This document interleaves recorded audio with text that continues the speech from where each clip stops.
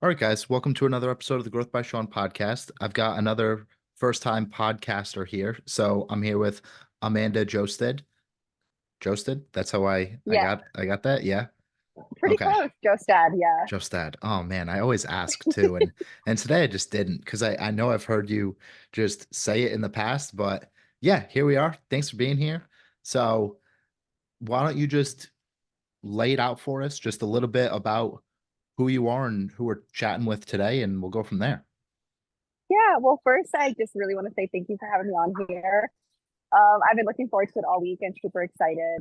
So, kind of going into just like my backstory, is that kind of like what you're asking? What got me into fitness or just overall who I am and where I came from? You can take it as you please. Like it's pretty open-ended here. Okay. So, well, I originally from Wisconsin and I grew up in South Florida. And I feel like that was a really big, crucial happening for me growing up down here. It was a lot, growing up in South Florida, I feel like was kind of difficult. When people think of Miami, they think a lot of body, and there's just a lot of that down here. You know, the fake boobs, the fake butt, the nice body, the diets. And so being down here, I felt that that was very heavily influenced in my life growing up. Since I think as long as I can remember, maybe I was 8 years old when I first started paying attention to my mom actually critiquing her own body and always wishing she had this, wishing she looked like that. I want this, I want that. And I think growing up listening to that, it was always embedded in my mind to critique your body. And so that's kind of where it originated for me, being so self critical. And growing up, I never was very slim or had the best body. But I mean, at 12 years old, you really shouldn't look all that crazy. So in hindsight, I wish I could tell myself that. But I remember, I think I was 12 years old when I went to my first spinning class.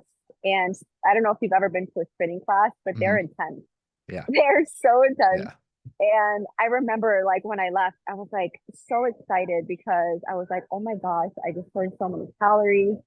It was like the first moment in my head where I was like, I can look like the other girls I'm friends with and the other girls that are around me. And I actually spent some time um, thinking about. That was actually the memory that came up for me um, during Nick's meditation call the other day. And it was just kind of crazy because I never thought about like that first moment that sparked my journey and where I am now. So that's kind of what got me started um, into fitness. Okay. Sweet. Um, where I want to just like begin with this is from our brief conversations already, you've mentioned like just in terms of like being hesitant to come on the podcast, you say that you're shy, but I don't see it. Why do you say that? Why do you think that?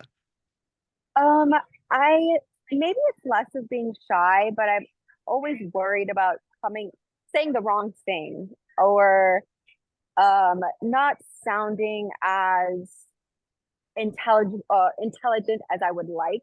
And I think that just comes from a really engraved thing in me that like I'm not good enough. But that is the very premise that I have been working through and breaking through. Is just everything that I do, if it scares me, I'm doing it. If it brings any emotion, I'm doing it because I spend so much of my life hiding who I am out of that fear of not being good enough. And so I didn't live life. I made mistakes. I hid. I did things that created this person that I didn't recognize myself anymore. So I guess, and I have that issue. I think a lot of people kind of struggle with like identifying as something. And I was just nervous of it kind of comes from that thought of like, well, usually people on podcasts, they have so much value to give, but then also sitting with myself and understanding that I have value to give. And maybe I haven't been in this for 10 years, but that doesn't make what I have to say any less valuable. Mm, And that's just kind of been the thought process that I have with everything now. Is just be scared. gotcha. So when you talk of this, like, I mean, I think that that's a common theme for the majority of people of looking at others and the judgment from others and what will they think and am I the professional? And we get like caught in this race of thinking that we need to know everything in order to bring value to like the conversation in a sense. And so what is it that makes you like why should people listen to you then? And what is the value that you're looking to bring to this conversation or the people that you work with or really everyday interactions? Hmm. Hold on, I'm absorbing the question. So I'm gonna start just general of why I think what I have to say is valuable because I think anything anybody has to say is valuable. Mhm. They have experiences in their life that they've learned something from a situation that I may not have learned, or just a different perspective, a different way of wording things. The more that you hear things, the it'll click, right? So Mm, when it comes to like being in my space, so with the girls that I work with, I'm very big on like everybody deserves to feel like they can take up space. And mhm, I think that that is really huge. It's like you mentioned, so many people feel like what they have to say isn't valuable. And just getting over that hump of like, excuse my language, like what everybody else thinks, like mhm, you are a baddie. You deserve to say what you want to say, and who cares what anybody has to think or judge or whatever opinion they have of you. You still matter, and what you have to say matters. mm.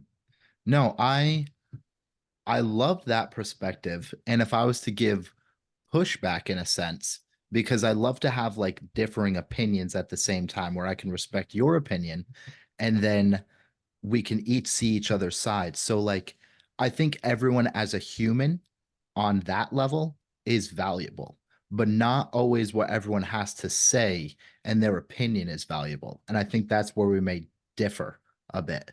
So from Mm, my perspective, like if someone is coming like with something that they don't fully believe in, but they're just trying to start an argument or XYZ, that's where I think that it may not be like that opinion won't matter in a sense. And I do think you agree in that sense. So I just want to like make that clear for people that are listening, like not every single thing that every single person says is going to matter, you know? yeah, So yeah. it's learning to find that line. And how did you go and find this line of like, okay, I can take this person's opinion and respect it and it's valuable, but at the same time, here's how I can roundtable this question.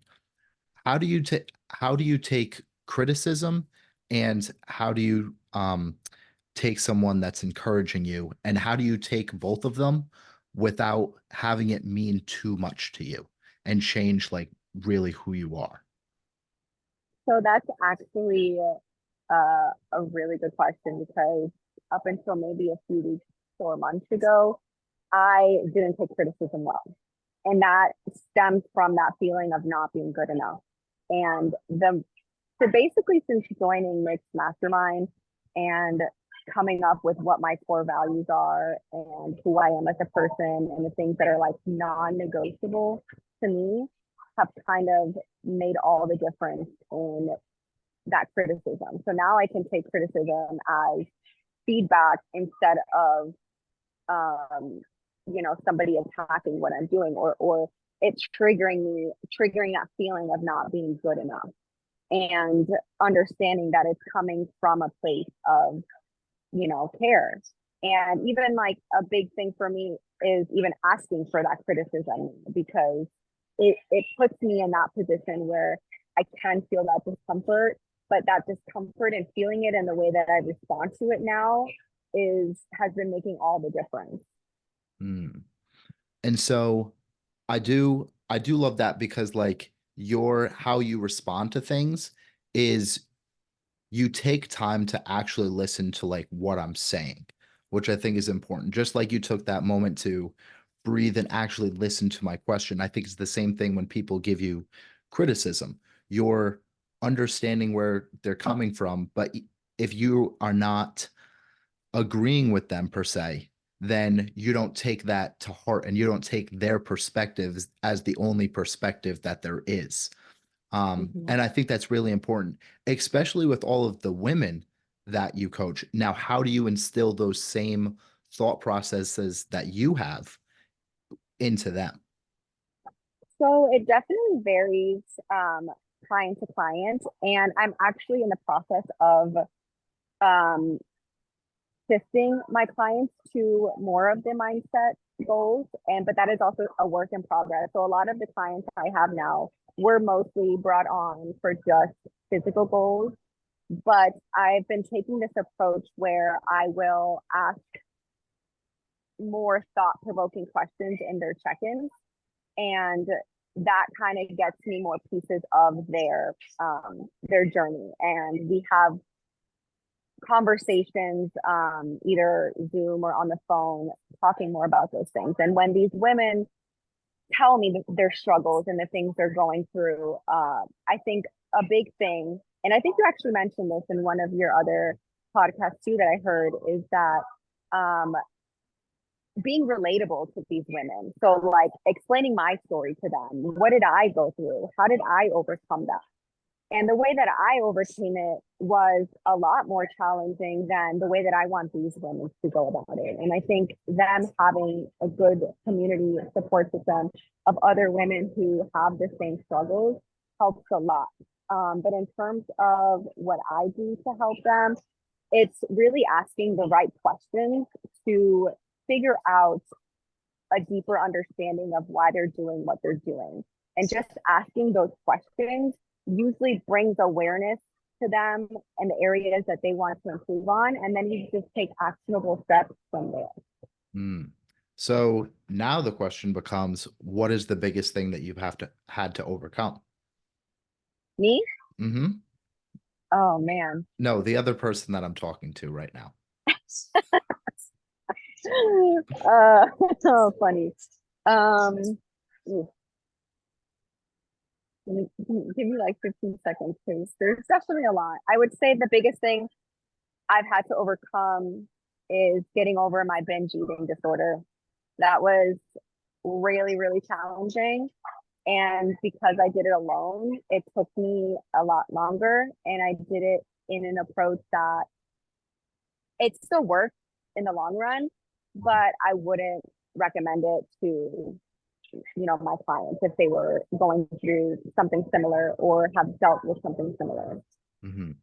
So here's what we're gonna do. We're gonna hold off for just a second because I want to get into why you started binge eating.